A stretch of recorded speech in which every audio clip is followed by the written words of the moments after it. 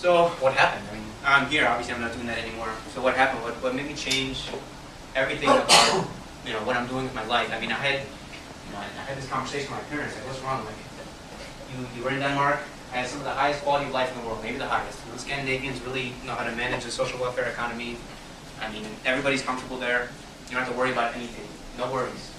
Okay? Not the Australian way of no worries. There's really no worries. You don't have to worry about anything. So, yeah, but basically, I was unfulfilled. I was working, I was sitting in my cubicle, I was working every day, doing things to kind of make the world better. But it was so far, so remote from what I was actually doing. What I was doing was helping to fix, change the world, but it was very far removed from my office in Denmark. So that was part of it. I mean, and also part of it is like, then I was 28 years old, thinking, man, like, I can't imagine sitting behind this desk for the next 30 years. And there's nothing wrong with it. It's just not what I wanted to do with my life. So I started saying, like, how can I change what I want to do? And once I started thinking about what to do with my life, I found inspiration everywhere. I'm not here to promote what I'm doing or my lifestyle or anything like that. Okay, this is not my goal here. My goal here is to. Okay, this is a plane. This is a plane, and I'm the pilot of this plane, and the plane is my life. And I don't want you to join me. I don't want you to sit next to me because, in honesty, I don't know how to fly a plane. Okay, this is an experiment. But I think using the resources you have at IE, using the resources you have, and all of your very smart minds, you can learn how to build your own plane here and learn how to fly. Here's a sentence that I really like. It kind of defines, or kind of explains everything I advocate. It says, allow your passion to become your purpose, and it will one day become your profession. I think that says everything. But I think a lot of us don't actually sit and think about what our passions are, or at least connect those to our professional lives. Kind of follows the next point. Fill yourself with what inspires you. What kind of life will leave you waking up every morning being excited? I mean, think about that. I mean, you don't have to have an answer now, but think about that, because you could have that life. I mean, you could design your life to have that, where you wake up every morning and you say, this is awesome. So that's a key to happiness, but there's a lot of things in life that we just can't accept. There's some things that it doesn't matter how hard you try, you're not going to accept it. Whether it's human rights or whatever causes you to feel passionate about, animal rights or local development, sustainable development, things like that.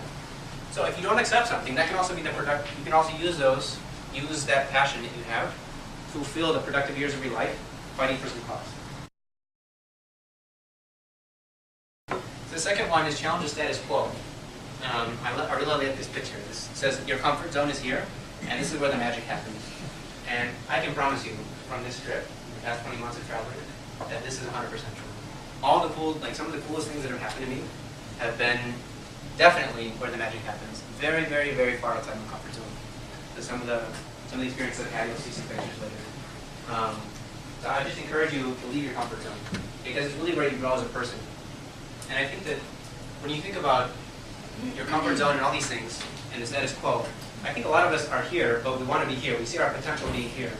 And I think that we have a hard time getting from here to here in our everyday lives. How do you make this, how do you fill this gap in? How do you make a leap? And I think that is doing things like this, expanding your comfort zone and doing these things, you can fill that gap and get closer to where you want to be as a person. Be intentional about it. Because sometimes by chance, you float down the river of life and you get to where you want to be and life is good. But if you take control over your life, at least you control your destiny, or have a bigger hand in controlling your destiny. So a lot of people ask, how do I start? I mean, how do you start something like that? And I always say, which is kind of ironic since I'm going all over the place and volunteering all over the world, but start in your own local community. Because if you can start something in your own community, first of all, you can see the benefits immediately. Second of all, probably there's no place you care about on earth more than your local community, right? So it's the most logical place to start. And even in my case, the reason I have all this long hair is also I'm benefiting my local community. We can talk about that in questions and answers. And secondly, this is a case I want to share. Her name is Consuelo Pasco, and I went to business school with her nephew. So he was in my class, and so when I got to Peru, he connected me with his aunt. And so she taught in the Lima public schools for 30 years. She taught literature. Literature is her passion. She loves books. She loves everything about books. So she finished teaching. It was like 2005. She went back to her birthplace, her village up in the mountains, in the Andes Mountains in Peru. She went back and she realized, man, in the village here, we just got electricity 5 years ago, in 1999, 2000, we just got electricity. In Lima, the kids have computers, the kids are using cell phones, like it's a totally different world, right? So she realized, she was kind of thinking, what do I do? How do I help these guys catch up? What do I do? I mean, these kids are falling behind and they'll never be able to catch up. So she referred to her passion. Like, there's no library there. And the people from Latin America know that books are extremely expensive in Latin America. Like, ridiculously expensive. They're more expensive than in US and Europe, and the incomes are much lower. It's just a horrible disparity.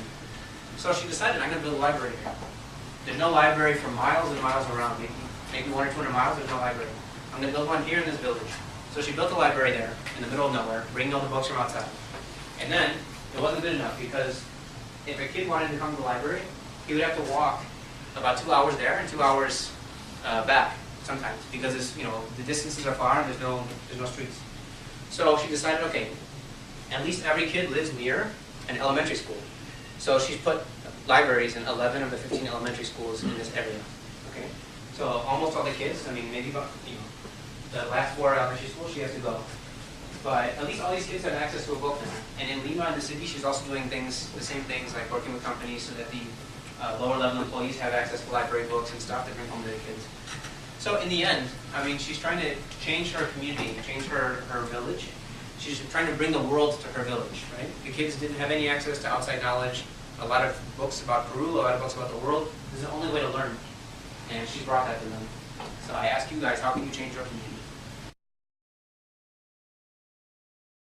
And then here's a case I'd like to end on. This is Lolita. It's a very wonderful woman from Delhi, India. So she is from the state of Karnataka in South India. And in Karnataka, unfortunately, they have a tradition where young girls can be married to a Hindu temple. And it happens when, like, for example, if a family can't afford to bring up the girl or something like that. But it's a tradition that dates back forever, thousands of years. So a lot of these girls can't afford to sustain themselves, and they end up turning to prostitution as a way to pay for food, to pay for anything, the things that they need, the clothes. And these women are often the most vulnerable to be trafficked by pimps and human traffickers across India. So a lot of them end up in Delhi. And she fought to end this practice. On paper, it's ended. The practice is no longer legal in India. But it doesn't mean, in India everything's illegal, but in practice things still continue. So, but she realized that working with these girls and with prostitutes, it's not easy to change, to get a girl out of prostitution if you don't have another profession lined up for her. What does she do? How is she going to eat after she decides not to be a prostitute?